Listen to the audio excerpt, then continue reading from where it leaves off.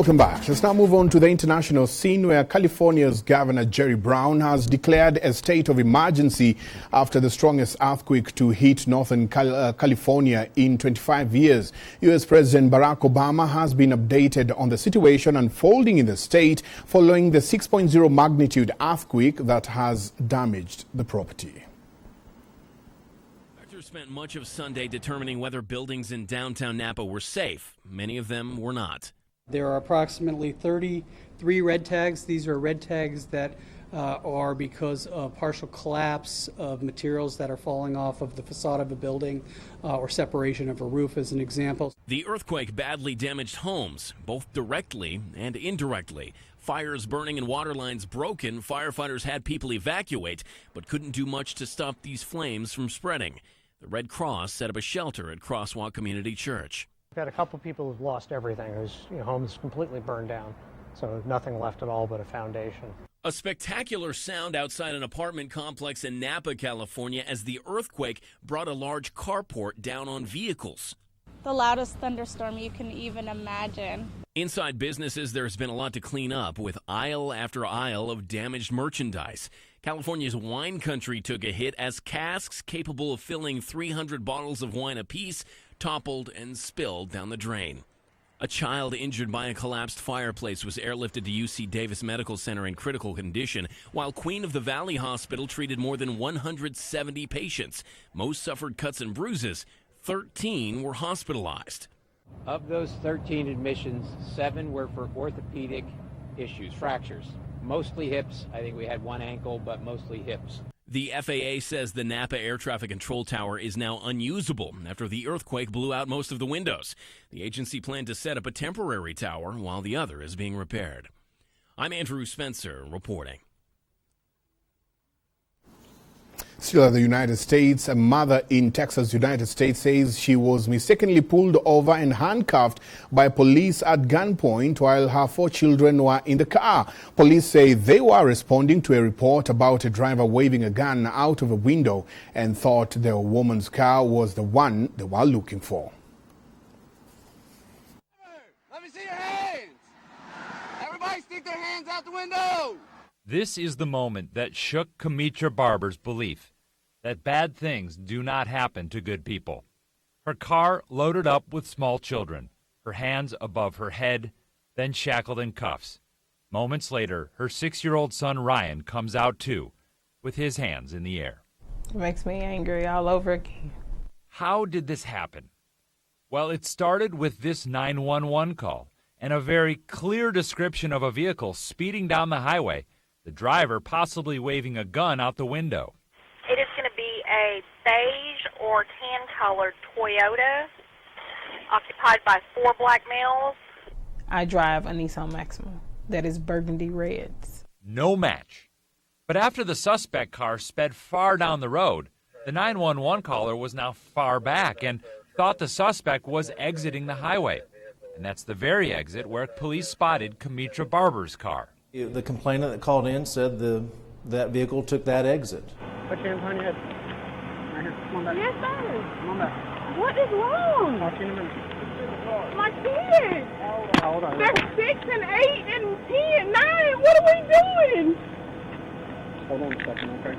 Sir, what is going on? Oh my God, you are terrifying my children. We got a complaint. Vehicle matching your description and your license plate pointing a gun out the window. In less than a minute, the officers knew they had the wrong car. You can hear them de-escalate. Do they look young to you? They do to me. Gun down, gun down. Come on back here, son. Come on back here. You're all right. Within moments, the officers are trying to calm the children's nerves. I'm scared. It's okay. No, everything's fine. No one's going to jail. Everything's fine now. Everything's fine. Hey, stop crying. It's okay. It's okay. But everything's fine now. Were they treated properly? Was this a proper stop that they needed to be subjected to that kind of For the intensity? nature of the call that a weapon was involved, yes. Barber understands the officers were making quick decisions that night. Nonetheless, she is still deeply troubled. I need you to make sure that you have all the facts, because it doesn't. You can't just say, okay, I'm sorry, and then I'm over it. I can't. I mean, every time I listen to or hear or think about it, it bothers you. It's not, I can't just say, okay, I'm fine. It's okay. It's not a big deal. It is. Especially when you're 6 years old. David Schechter, Channel 8 News. Moving on, a man has been reunited with his feathered friend almost a week after a mishap caused the budgie to take a flight. The pet bird and its owner accidentally parted ways at the Edmonton International Airport in Canada, where the owner went to pick a roommate. Here's our story of a budgie and its emotional reunion with its owner. Perry the budgie is back home. Owner Adi Chahuri was picking his roommate up at the airport. Perry likes to sit on Adi's shoulder, but when he got out of the car, Perry flew away. He just took off right away, and being in open air, there was nothing to stop him. Adi was frantic. We searched for hours, and then first thing I did was put a post on Kijiji saying that this is my bird, and put some pictures of him and made it a top ad so anyone would see.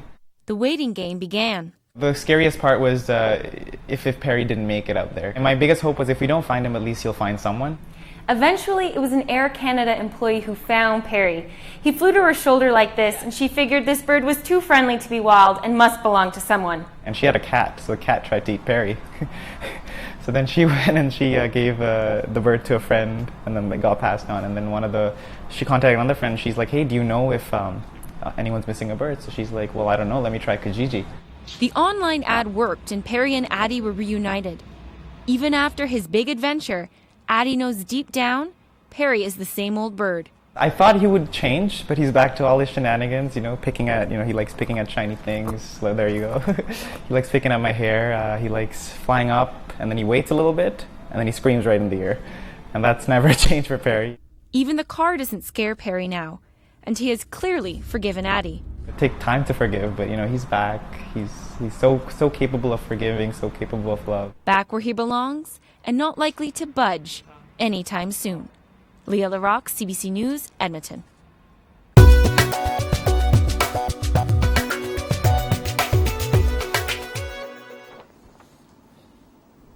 Welcome back. Let's now move on to the day's business. And electricity consumers rarely hear some positive news these days, with rising power bills and blackouts to boot on most days. But the Kenya Power Managing Director, Dr. Ben Chumo, has some news that is bound to cheer many Kenyan power consumers. He has announced that the cost of connecting to electricity will remain fixed at 35,000 shillings, contrary to speculation that it may rise soon. And as Patrick Igunza reports, the company plans to rope in 1 million more Kenyans to the national power grid, which will see Kenyan Power's consumers base grow by 36%. To date, Kenya, which is East Africa's largest economy, has a 32% electricity penetration rate, with the biggest chunk of this connectivity being in urban centers. The government, through Kenya Power, wants to scale up this penetration to 70% by the year 2020. But before then, Kenya Power hopes to connect at least 1 million Kenyans countrywide to the national grid in this financial year. Last year alone, PS, and I know you know this already, we connected 443,000 customers. This year, when a PS, I know it's going to be a tall order, but my team is taller than that order. A single-phase connection whose cost does not exceed 135,000 shillings will see a client pay 35,000 shillings, with Kenya Power footing the remainder through budgetary support. Customers will fully meet costs for connections exceeding this limit. In order to connect more Kenyans to power, Kenya Power has partnered with financial institutions that will offer loans to those in need of a financial boost. These loans will be extended at an annual interest rate not exceeding 16%. When a customer requires a connection, then that facility will be available to that customer, and the bank will pay us to connect the customer, and the bank will be paid through KPSC bill to recover the loan over a reasonable period of time.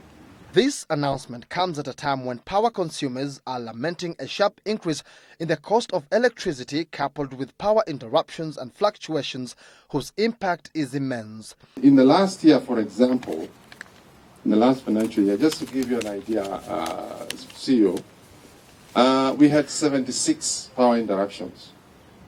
And that, in terms of direct costs, was something like 50 million shillings, just the cost. But in terms of lost business and revenue, it's over 700 million shillings. Energy Permanent Secretary Engineer Joseph Njoroge has, however, reiterated that that cost should come down by next month, given the additional 240 megawatts of geothermal power injected into the national grid.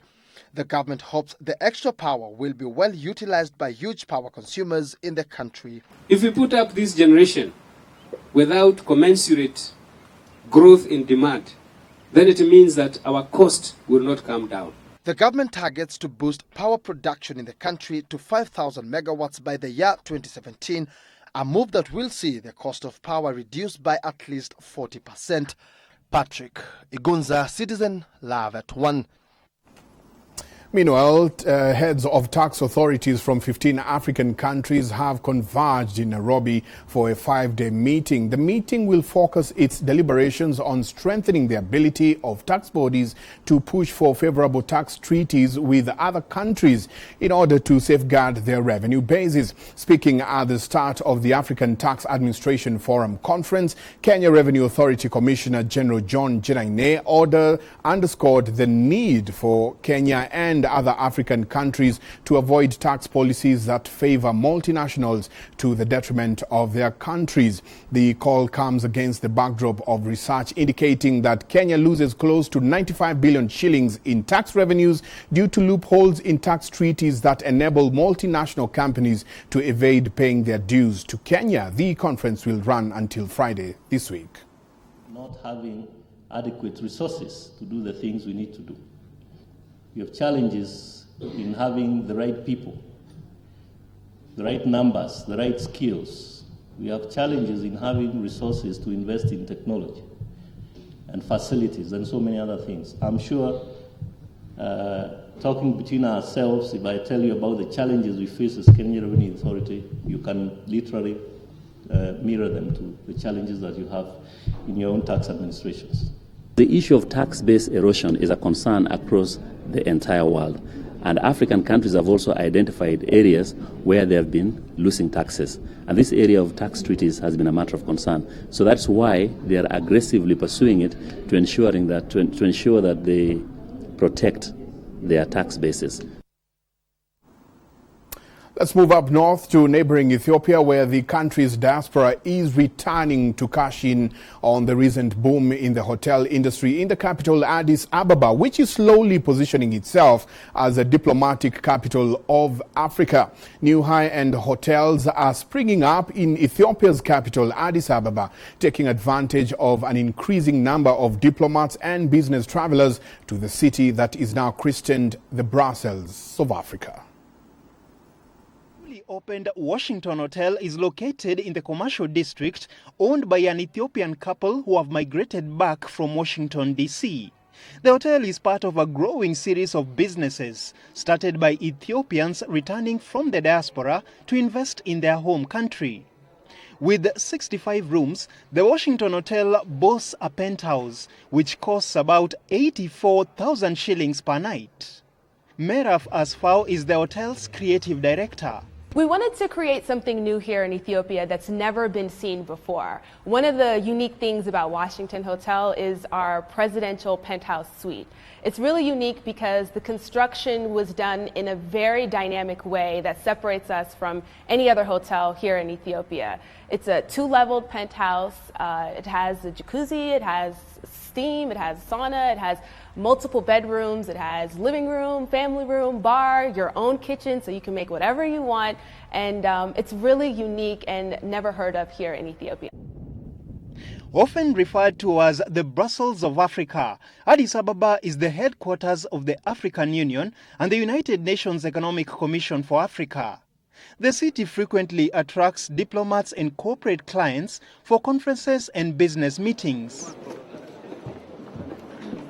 Industry experts say the number of hotels in Addis Ababa has tripled in the last 3 years. Also seeking to cash in on the visitor influx is the Capital Hotel and Spa, a 5-star luxury hotel that also offers meeting and conference facilities. Deputy Manager Ato Antene Gulilat says the involvement of returning Ethiopians in the hospitality business will help improve competitiveness and bring much-needed skills to the industry. The technology flow coming up from abroad through the diaspora will be in the human aspect, soft skill, and also management aspect, and also in the hardware aspect. So they're going to be both an opportunity and a threat, but we believe in competition. So far in our country, there used to be a few hotels running the majority of the business or taking the lion's share of the business. But when other hotels are built, and you will evaluate yourself and you will measure the true value of the service that you're giving. The Ethiopian government is also planning to develop the tourism industry. This is one of the strategies listed under its Growth and Transformation Plan, which aims to transform the country into one of the 5 leading tourist destinations in Africa by 2020. Tadis Indelalu is the director of the tourism services at the country's Ministry of Culture and Tourism. We have had a problem in Somalia, now the situation is better. We have had a problem in Sudan, the situation is better. So the surrounding area is quite clear now. So because of that problem, Ethiopia is one of the hub of that area, which is very much free of any terrorism or any difficulties. Ethiopia, Africa's second most populous nation after Nigeria, plans to expand the road network to 136,000 kilometers by 2015, from below 50,000 kilometers in 2010. It also plans to build 5,000 kilometers of railway lines by 2020. Ethiopia has one of sub-Saharan Africa's fastest growing economies and its 5th biggest. So now take a look at how the shilling is doing at the Forex, and the Kenya shilling has weakened slightly against the US dollar today at the face of increased dollar demand coupled with weakened dollar inflows from sectors such as tea and tourism. According to the Central Bank of Kenya, commercial banks are buying $1 at an indicative rate of 88 shillings and 25 cents and selling at 88 shillings and 39 cents. The local unit gained to both the euro and the sterling pound to trade at 146 shillings and 22 cents, buying 146 shillings and 46 cents, selling to the euro, and 116 shillings and 73 cents, buying 116 shillings and 96 cents, selling to the sterling pound. On the regional front, the local unit remained unchanged to both the Tanzanian and Ugandan currencies to trade at 18 shillings and 81 cents, buying, and 18 shillings and 95 cents, selling to the Tanzanian unit, and at 29 shillings and 35 cents, buying, 29 shillings and 51 cents, selling to the Ugandan currency. And that's business. Indeed, you're watching live at 1. We take a short break. I'll be right back with the day's sports. Stay with us.